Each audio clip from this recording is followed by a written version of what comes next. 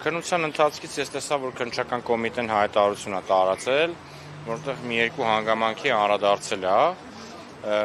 Կարող եմ նշեմ, որ այդ հանգամանքները վկայակոչված գոյություն չունեցող փաստական հանգամանքներ են։ Շատ զավեշտալի քրեական վարույթ է։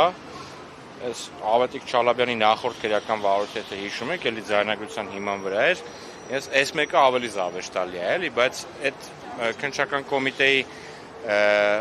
հայտարարության համատեքստում շատ բան չեն բացահայտել, ես էլ շատ բանի չեմ կարող անդրադառնալ, նկատի ունենալով նախաքննական գաղտնիքը, զավեշտալի բան է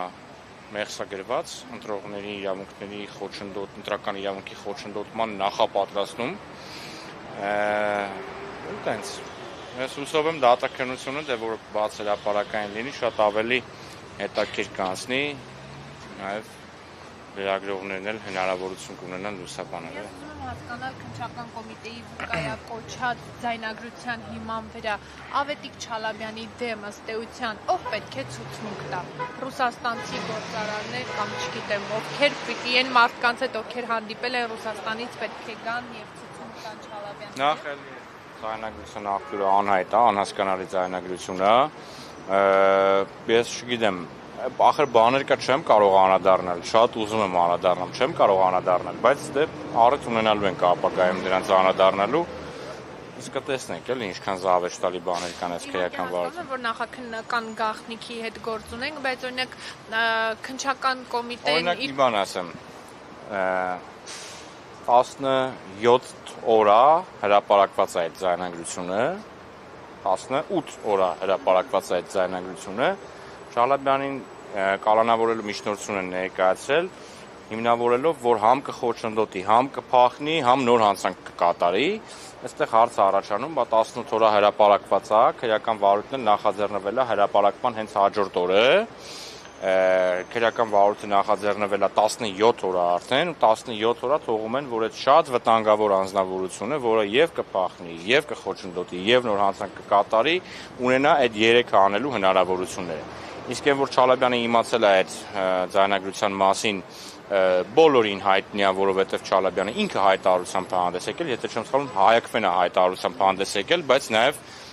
գիտենք, որ Հայակվեի համակարգող անդամն է, եւ եթե չեմ սխալվում, քաղաքացիական ներկայացուցիչներից մեկն էլ հենց նույն օրը հայտարարել էր, որ հանցագործության մասին հաղորդում են ներկայացնելու։ Այսինքն մարդը գիտի, որ այս իրականությունում, այս քաղաքական հետապնդումների իրականությունում չեղած բանը առիթ է անձին հետապնդելու, գիտեր ու 17 օր որևէ գործողություն չէր անում, հիմա սենց հրատա պետքա կալանավորենք հակառակ պարագայում նա կփախնի եւ այլն, զավեշտի է նման։ Այս կալանքի հիմքերի մասով, որին կարող էի անդրադառնալ, դրա համար անդրադարձա, իսկ բանի բուն մեղսագրվող արարքի, մեղադրանքի փաստական հանգամանքները, ել եմ ասում, շատ զավեշտալի են։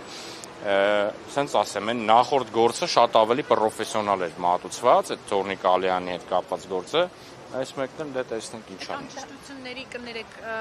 Անճշտություններից մեկն էլ օրինակ, որ պարոն Չալաբյանին վերագրվում է, որ մայիսին ինչ-որ հանդիպումներ է ունեցել, մեկնել է Ռուսաստան, բայց օրինակ այդ տեսագրությունը, ձայնագրությունը, որը տարածում է, տեղի ունեցել ձմռանը, դրան էլ է վերաբերվում։ Նախաքննական գաղտնիքով պայմանավորված չեմ կարող շատ հանգամանքներ ասել, բայց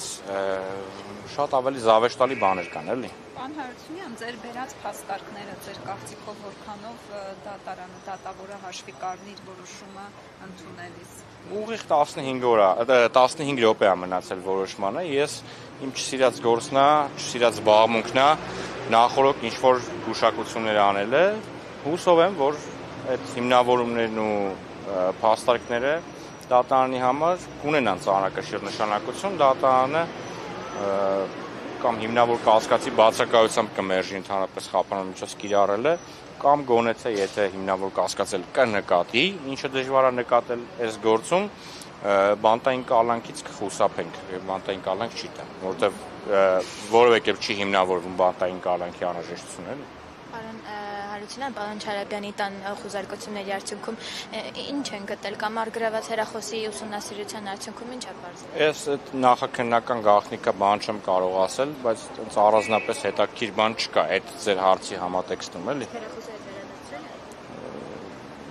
չգիտեմ, հետ վերջ չեմ կարող պատասխանել ձեր հարցը։ Ինչն է հետաքրքրական, պարոն Հարությունյան, որովհետև բավականին կարճ տևեց միջնորդության քննությունը, մոտավորապես ժամուկես տևեց, ժամը 3-ին ներկայացվել էր դատարան, մոտավորապես մինչև 5-ը արդեն իսկ քննվել վերջացվել էր, ուզում էինք հասկանալ, փաստական տվյալներ չկար, ապացույցներ չկար, հիմնավորումներ, ինչն էր, որ այսքան Միջնորդության ներկայացումը դատական նիստի, ասենք 10%-ն էլ չի կազմել միջնորդության ներկայացումը։